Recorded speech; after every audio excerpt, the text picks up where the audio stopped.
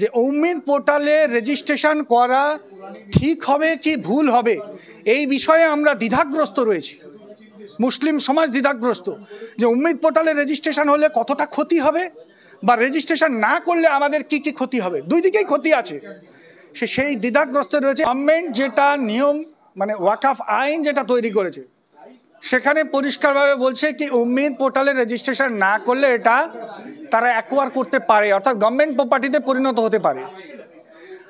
আর যদি এটাকে রেজিস্টার্ডও করা হয়, আমরা ভেতরে গিয়ে দেখেছি যে এটা ইনকাম ট্যাক্স ডিপার্টমেন্টের সঙ্গে একটা টাই আপ করে দিতে পারে, ফলে একটা হিউজ পরিমাণ অর্থ ওই সমস্ত গরিব সংগঠনদের পক্ষে ব্যয় করা অসুবিধে হবে।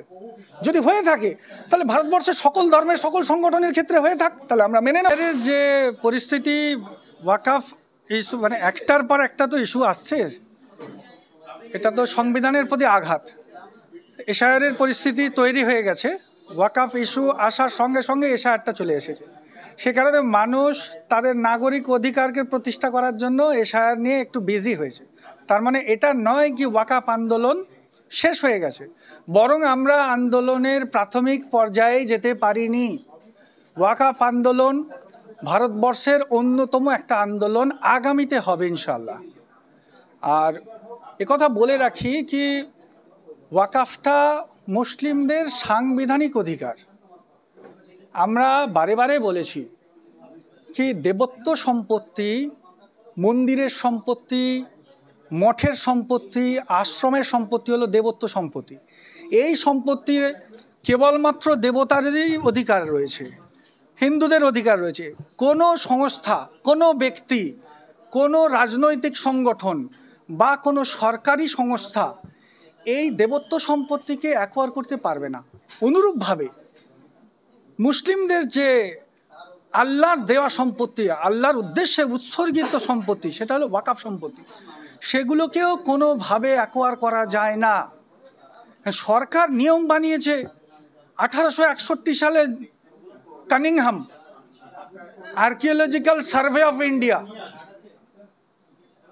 মানে জরিপ করার নামে কন্ট্রোল করার চেষ্টা করছে। আমরা তো সকলে জানি তাজমহল হচ্ছে মমতাজের টম্বস, শাহজাহানের আর জুমান বানু বেগম তার স্ত্রী, তার স্মৃতিসৌধ হচ্ছে তাজমহল। সেটাকে কি করলো কানিংহাম, কি করলেন কানিংহাম করলেন কি ওইটা কন্ট্রোল করলেন সার্ভে করার নামে। ভারতবর্ষের এরকম একাধিক ওয়াকফ প্রপার্টি রয়েছে যেগুলো সরকার অ্যাকোয়ার্ড করে রয়েছে, কেন্দ্রীয় সরকার অ্যাকোয়ার্ড করে রয়েছে। এরপরে আরও অনেক আইন বার করেছে।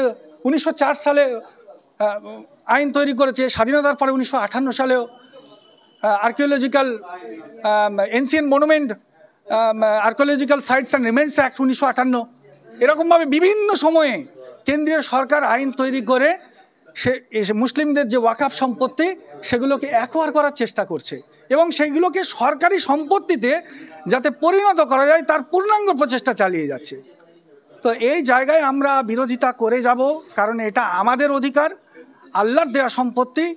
সেটা দিল্লির জামা মসজিদ হোক, সেটা তাজমহল হোক, সেটা সারা ভারতবর্ষের যত মসজিদ, মাদ্রাসা, ঈদগাহ, খানকা, দরগা, কবরস্থান আছে, সংবিধান আমাদেরকে পূর্ণাঙ্গ অধিকার দিয়েছে সেগুলোকে সঠিকভাবে অ্যাকোয়ার করার, সেগুলোকে প্র্যাকটিস করার অধিকার সংবিধান 26 নম্বর ধারায় সংবিধানের পরিষ্কারভাবে বলা আছে যে প্রত্যেক ধর্মের মানুষরা সেটা করতে পারবে। সেটা আমরা সেই অধিকারকে প্রতিষ্ঠা করার লক্ষ্যে আমরা আবারও পথে নামব। এবং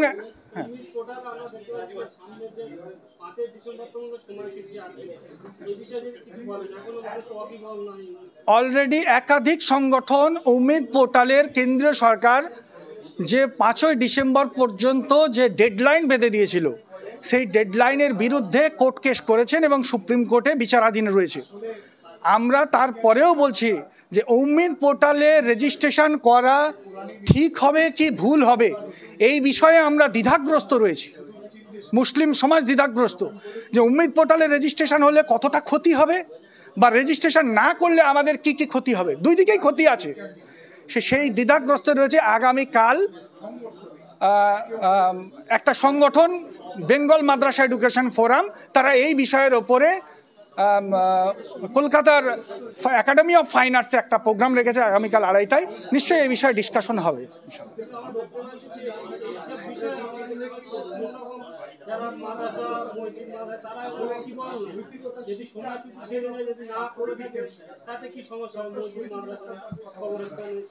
গভর্নমেন্ট যেটা নিয়ম মানে ওয়াকফ আইন যেটা তৈরি করেছে সেখানে পরিষ্কারভাবে বলছে কি উম্মিদ পোর্টালে রেজিস্ট্রেশন না করলে এটা তারা অ্যাকোয়ার করতে পারে, অর্থাৎ গভর্নমেন্ট প্রপার্টিতে পরিণত হতে পারে।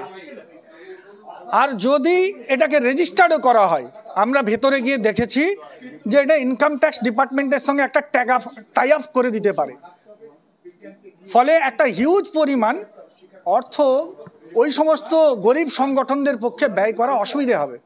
যদি হয়ে থাকে তাহলে ভারতবর্ষের সকল ধর্মের সকল সংগঠনের ক্ষেত্রে হয়ে থাক, তাহলে আমরা মেনে নেব।